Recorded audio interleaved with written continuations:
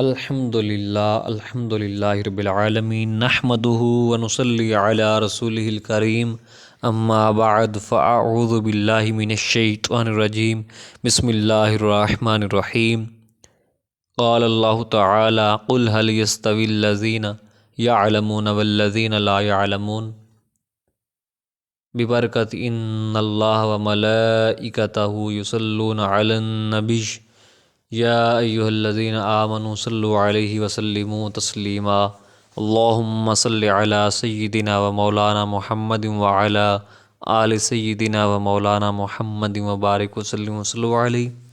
درس مقصود دنیا والآخرہ، جلد دوم، موضوع علم، کلاس نمبر 1۔ اللہ پاک نے قرآن مجید فرقان حمید میں ارشاد فرمایا، قل هل يستوی الذین یعلمون والذین لا یعلمون، سورہ الزمر، آیہ نمبر 9۔ آپ پوچھئے کیا کبھی برابر ہو سکتے ہیں علم والے اور جاہل؟ سبحان اللہ۔ علم حاصل کرنا اچھی عادات میں سے ایک بہترین اچھی عادت ہے۔ ابن آدم کی تخلیق کا مقصد اللہ تعالیٰ کی محبت و معرفت حاصل کرنا ہے، اور علم کے بغیر اللہ تعالیٰ کی محبت و معرفت پانا محال ہے، مشکل ہے، کیونکہ اللہ تعالیٰ کی محبت اور معرفت رسول کریم صلی اللہ علیہ وآلہ وسلم کی تعلیم کے بغیر ممکن نہیں۔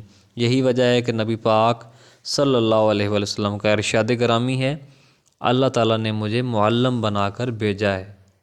اور قرآن پاک میں آتا ہے، آپ پوچھئے کیا کبھی برابر ہو سکتے ہیں علم والے اور جاہل؟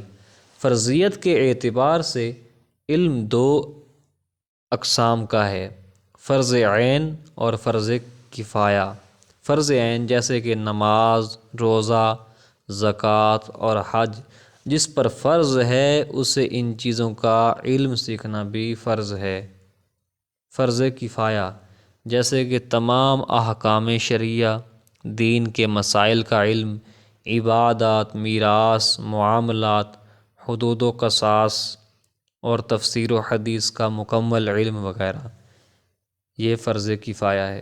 حضرت ابو ہریرہ رضی اللہ تعالی عنہ سے روایت ہے، رسول کریم صلی اللہ علیہ وآلہ وسلم نے ارشاد فرمایا، فرائض اور قرآن سیکھو اور لوگوں کو سکھاؤ کہ میں تم سے اٹھا لیا جاؤں گا، ترمذی شریف۔ جبکہ حضرت عبداللہ بن مسعود رضی اللہ تعالیٰ عنہ نے ارشاد فرمایا کہ رسول کریم صلی اللہ علیہ وسلم کا فرمان مبارک ہے، لوگو علم سیکھو اور لوگوں کو سکھاؤ، فرائض، احکام، میراث سیکھو اور لوگوں کو سکھاؤ، قرآن پاک سیکھو اور لوگوں کو بھی سکھاؤ کہ موت مجھے تم سے لے جائے گی اور جلد ہی علم بھی تم سے اٹھا لیا جائے گا، اور فتنے ظاہر ہوں گے، یہاں تک کہ دو آدمی ایک ضروری مسئلہ میں اختلاف کریں گے، انہیں صاحب علم میسر نہ آئے گا جو درست فیصلہ کر سکے، دارمی شریف۔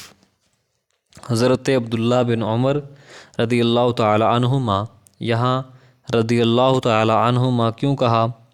اس کی وجہ کہ عبداللہ بھی صحابی ہیں اور عمر بھی صحابی ہیں، اور دونوں کے لیے عنہما آتا ہے، دو کے لیے عنہما آتا ہے۔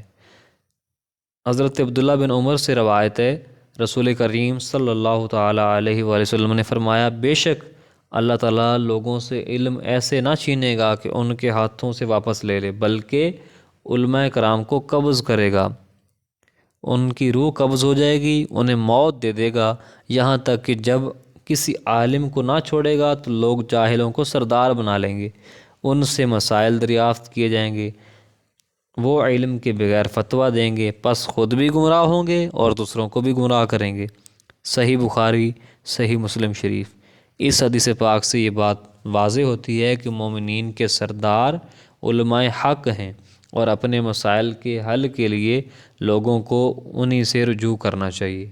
معلوم ہونا چاہیے کہ علم کے ذریعے ہی مومن کو ہدایت نصیب ہوتی ہے، اور کسی عمل کا درست ہونا بھی علم کے ذریعے سے ہی ممکن ہے۔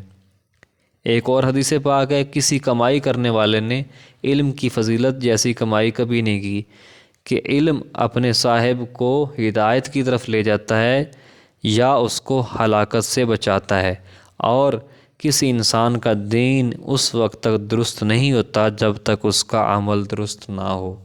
جزاک اللہ خیرا کثیرا۔